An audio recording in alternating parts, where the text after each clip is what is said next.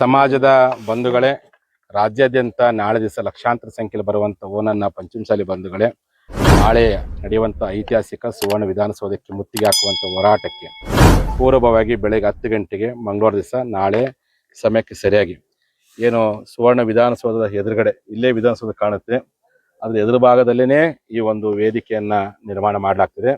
ಈ ಒಂದು ವೇದಿಕೆಯ ಹೆಸರು ಲಿಂಗಾಯತ ಪಂಚಮಸಾಲಿ ಸಂಘರ್ಷ ಸಮಾವೇಶ ಅಂತ ಹೆಸರಿಟ್ಟಿದ್ದೀವಿ. ಬೆಳಗ್ಗೆ 10 ಗಂಟೆಗೆ ಸಮಾವೇಶ ನಡೆಯುತ್ತೆ.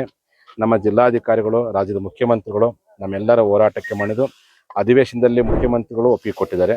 ನಮ್ಮ ಹತ್ರ ಬಂದು ಸ್ವತಃ ಜಿಲ್ಲಾಧಿಕಾರಿಗಳು, ನಗರ ಆಯುಕ್ತರು ಮತ್ತು ಜಿಲ್ಲಾ ಪೊಲೀಸ್ ವರಿಷ್ಠಾಧಿಕಾರಿಗಳು ಬಂದು ಒಪ್ಪಿಗೆ ಸೂಚಿಸಿದ್ದಾರೆ.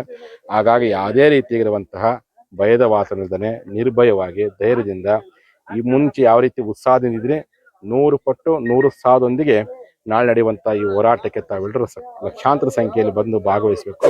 ಟೊಯೋಟಾ ಶೋರೂಮ್ ಇದೆಯಲ್ಲ, ಟೊಯೋಟಾ ಶೋರೂಮ್ ಹಿಂಭಾಗದಲ್ಲಿಯೇ ಈ ಒಂದು ವೇದಿಕೆ ಬಹಳ ಎತ್ತರ ಪ್ರದೇಶದಲ್ಲಿ ಕೊಂಡೆಸ್ಕೊಪ್ಪ ಅಂತ ಏರಿಯಾ, ಇದೇ ಪ್ರದೇಶದಲ್ಲಿ ವೇದಿಕೆ ಮಾಡಲಾಗ್ತಿದೆ. ಬರುವಂಥ ಎಲ್ಲಾ ಜನರು ಸಹ ಪ್ರಸಾದ ವ್ಯವಸ್ಥೆ ಮಾಡಲಿಕ್ಕೆ ತಯಾರಿ ಮಾಡಲಾಗಿದೆ. ಬರುವಂಥ ಎಲ್ಲರಿಗೂ ಪ್ರಸಾದ ವ್ಯವಸ್ಥೆ ಇದೆ. ಹಾಗಾಗಿ ಯಾವುದೇ ಕಾರಣಕ್ಕೂ ಪ್ರಸಾದದ ಬಗ್ಗೆ ಚಿಂತೆ ಮಾಡಕ್ ಹೋಗ್ಬೇಡ್ರಿ. ನಿಮಗೆ ಆಸಕ್ತಿ ಇದ್ರೆ ರೊಟ್ಟಿ ಬುತ್ತಿ ಕಟ್ಕೊಂಬರ್ರಿ. ಇಲ್ಲಿ ಅಂತೂ ಬರುವಂಥ ಎಲ್ಲಾ ಸಾವಿರಾರು ಜನರಿಗೆ, ಲಕ್ಷಾಂತರ ಜನರಿಗೆ ಪ್ರಸಾದ ವ್ಯವಸ್ಥೆ ಮಾಡಲಿಕ್ಕೆ ಸಮಿತಿ ಇವತ್ತು ಸನ್ನದ್ಧವಾಗಿದೆ. ನಾಳೆ ನಡೆಯುವಂಥ ಸಮಾವೇಶ ಮಧ್ಯಾಹ್ನ ಬಹುತೇಕ 1 ಗಂಟೆ ಸಮಾವೇಶ ಆಗುತ್ತೆ.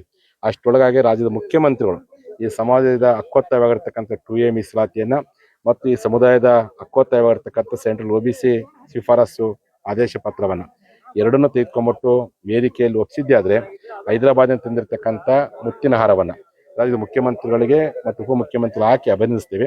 ಇಲ್ಲದೆ ಹೋದ್ರೆ ಹರಹರ ಮಹಾದೇವ್ ಅಂತೇಳಿ ಸುವರ್ಣ ವಿಧಾನಸೌಧಕ್ಕೆ ಶಾಂತಿ ರೀತಿಯಿಂದ ಮುತ್ತಿಗೆ ಹಾಕೋ ಪ್ರಯತ್ನ ಮಾಡ್ತೇವೆ. ಎಲ್ಲಾ ವಾಹನಗಳನ್ನು ಸಹ ಯಾವುದೇ ವಾಹನಗಳನ್ನ ತಡೆಗಟ್ಟೋ ಪ್ರಯತ್ನ ಮಾಡಿದ್ರೆ, ಹತ್ತಿಕ್ಕೋ ಪ್ರಯತ್ನ ಮಾಡಿದ್ರೆ ಎಲ್ಲವನ್ನೂ ಬಿಡುಗಡೆಗೊಳಿಸಲಿಕ್ಕೆ ಇನ್ನೇನು ಕೆಲವೇ ನಿಮಿಷಗಳ ಜಿಲ್ಲಾಧಿಕಾರಿಗಳು ಎಲ್ಲ ಮೌಖಿಕ ಆದೇಶ ಮಾಡಿದ್ದಾರೆ. ಈಗ ಅಧಿಕೃತ ಆದೇಶ ಮಾಡ್ತಾರೆ. ಸ್ವತಃ ಅಧಿವೇಶನದಲ್ಲಿ ಮುಖ್ಯಮಂತ್ರಿಗಳು ಸಹ ನಮ್ಮ ಹೋರಾಟ ಸಮಿತಿ ಅಧ್ಯಕ್ಷ ಆಗಿರ್ತಕ್ಕಂಥ ಬಸವನ ಪಾಟೀಲ್ ಯತ್ನಾಳ್ ಅವರು, ಸಿದ್ದು ಸೌದಿ, ಅರವಿಂದ್ ಬೆಲ್ಲದು, CC ಪಾಟೀಲ್ರು, MR ಪಾಟೀಲ್ರವರು ಇವರೆಲ್ಲರ ಹೋರಾಟಕ್ಕೆ ಮುಖ್ಯವಾಗಿ ವಿರೋಧ ಪಕ್ಷ ನಾಯಕರಿರ್ತಕ್ಕಂಥ R ಅಶೋಕ್ ಅವರಾಗಿರ್ಲಿ, ಈಗ ವಿಜೇಂದ್ರ ಅವರು ಬಂದು ಬೆಂಬಲ ಕೊಟ್ಟಿದ್ದಾರೆ. ಹಾಗಾಗಿ ಎಲ್ಲರ ಹೋರಾಟಕ್ಕೆ ಮಾಡಿ ಮುಖ್ಯಮಂತ್ರಿಗಳು ಇವತ್ತು ಒಪ್ಪಿಗೆ ಕೊಟ್ಟಿದ್ದಾರೆ. ಇಡೀ ರಾಜ್ಯದ ಸರ್ಕಾರವೇ ನಮ್ಮ ಹೋರಾಟಕ್ಕೆ ಒಪ್ಪಿಗೆ ಕೊಟ್ಟು ಆದೇಶವನ್ನು ಹಿಂಪಡೆದ ಹಿನ್ನೆಲೆ ಒಳಗೆ ಮುಕ್ತವಾಗಿ ತಾವೆಲ್ಲ ಮನೆಗೊಬ್ಬ ಪಂಚಮಸಾಲಿ ರಾಯಣ್ಣನಂತೆ ಬನ್ನಿ, ಮನೆಗೊಬ್ಬ ಪಂಚಮಸಾಲಿ ತಾಯಿ ಚೆನ್ನಮ್ಮನಂತೆ ಈ ಹೋರಾಟಕ್ಕೆ ಬಂದು ಭಾಗವಹಿಸಿ ಹಕ್ಕನ್ನು ಪಡೆದುಕೊಳ್ಳುವಂತ ಹೋರಾಟಕ್ಕೆ ತಾವೆಲ್ಲ ಬರಬೇಕು ಅಂತೇಳಿ ಸಮಾಜದ ಪರವಾಗಿ ನಾನು ರಾಜ್ಯದ ಜನತೆಗೆ ಮನವಿ ಮಾಡ್ಕೊಳ್ತೀನಿ.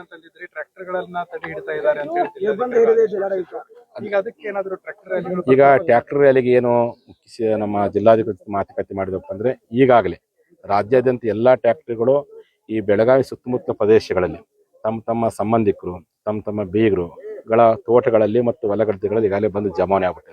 ಅವ್ರಿಗೆ ನಾ ಏನು ಸಂದೇಶ ಕೊಟ್ಟಿವಪ್ಪ ಅಂದ್ರೆ, ಸಿಟಿ ಒಳಗೆ ಬಂದು ಜನರು ವಾಹನಗಳಿಗೆ ತೊಂದರೆ ಆಗಬಾರ್ದ ಕಾರಣಕ್ಕೆ ನೀವೆಲ್ಲರೂ ಅಲ್ಲೇ ಇರಿ. ನಾನು ಈ ಅಧಿವೇಶನ ಮುಖ್ಯಮಂತ್ರಿಗಳು ಏನು ನಮಗೆ ಸ್ಪಂದನೆ ಮಾಡ್ತಾರೆ ಸಮಾವೇಶ ಮುಗಿದ್ರೊಳಗಾಗನೆ, ಆ ಸ್ಪಂದನೆ ಏನಾದ್ರು ಪೂರಕವಾಗಿದ್ರೆ ತಾವು ಸಿಟಿ ಒಳಗೆ ಬರುವಂತ ಅವಶ್ಯಕತೆ ಇಲ್ಲ. ಸ್ಪಂದನೆ ಪೂರಕವಾಗದೇ ಇದ್ರೆ ನಾವೇನು ಅಧಿವೇಶನ ಮುತ್ತಿಗೆ ಹಾಕ್ತೀವಿ, ನಾವು ಸಂದೇಶ ಕೊಡ್ತಾ ಆಗ ಎಲ್ಲಾ ಟ್ರ್ಯಾಕ್ಟರ್ಗಳು ಸಹ ನಮ್ಮ ಜೊತೆಯಲ್ಲಿ ಹೋರಾಟಕ್ಕೆ ಧುಮುಕುವ ಪ್ರಯತ್ನವನ್ನು ಮಾಡ್ರಿ.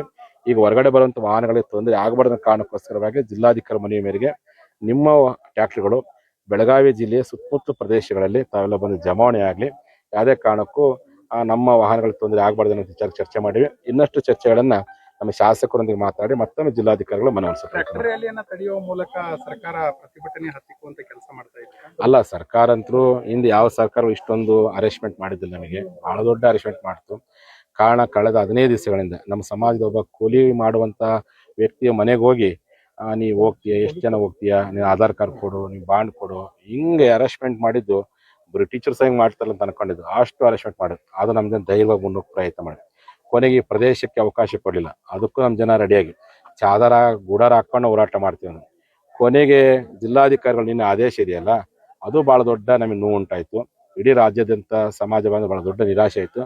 ಆದ್ರೂ ನಮ್ಮ ಜನ ದೇವ್ರು ನಮಗೆ ಕಾಲು ಕೊಟ್ಟಾನ, ನೀವು ಕಾರ್ ತಡೆಯಡಿ ನಡ್ಕೊಂತಾದ್ರೂ ಹೋಗ್ತೇವೆ ಅಂತೇಳಿ ಜನ ಸಂಕಲ್ಪ ತೊಟ್ಟು ನಾವೆಲ್ಲರೂ ಹೋರಾಟಕ್ಕೆ ಮಾಡೋದು. ಇವತ್ತು ಜಿಲ್ಲಾಧಿಕಾರಿಗಳು ಸೂಕ್ತ ಸ್ಪಂದನೆ ಮಾಡಿದ್ದಾರೆ. ಅದಕ್ಕೆ ನಮ್ಮ ಜನಕ್ಕೆ ಹೇಳ್ತೀನಿ, ಶಾಂತ ರೀತಿಯಿಂದ ಸರ್ಕಾರ ಮತ್ತು ಜಿಲ್ಲಾಧಿಕಾರಿಗಳು ಒಪ್ಪಿಗೆ ಕೊಟ್ಟಿದ್ದ ಒಳಗೆ ಯಾವುದೇ ಭಾವೋದ್ಯಕ್ಕೆ ಒಳಗಾರ್ದೇ ನಾವೆಲ್ಲರೂ ಶಾಂತ ರೀತಿಯಿಂದ ಹಕ್ಕನ್ನು ಪಡ್ಕೊಳ್ಳೋ ಪ್ರಯತ್ನ ಮಾಡೋಣ ಅಂತೇಳಿ ಈ ಮೂಲಕವೇ ಸಮಾಜ ಬಾಂಧವರಿಗೆ ನಾವು ಮನವಿ ಮಾಡ್ತೀವಿ.